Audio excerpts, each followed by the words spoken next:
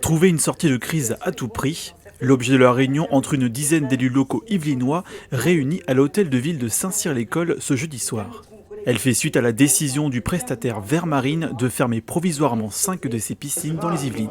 La raison invoquée par ce délégataire, l'augmentation du coût de l'énergie. Cette façon de mettre au pied du mur, alors que dans la discussion on apprend que déjà en juin on était à 250 euros le mégakilowattheure, alors qu'on est normalement dans les 80-95, qu'en juillet on était déjà à 500. Un bon partenariat aurait impliqué qu'on soit alerté bien en amont.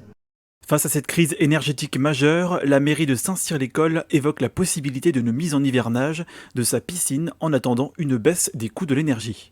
Ça va prendre un petit moment, c'est peut-être aussi une solution palliative avec des mesures européennes, gouvernementales qui vont nous aider à pouvoir reprendre une activité. C'est une possibilité. Une inquiétude autour des piscines qui laisse craindre la fermeture d'autres équipements publics. Je vous rappelle que grand nombre de nos cantines sont en délégation de service public et je pense très sincèrement que l'acte 1, c'était piscine, l'acte 2, ce sera les cantines et les restaurations scolaires qui eux aussi font face à des dépenses beaucoup plus importantes que prévues. Versailles espère une réouverture prochaine de sa piscine Montboron.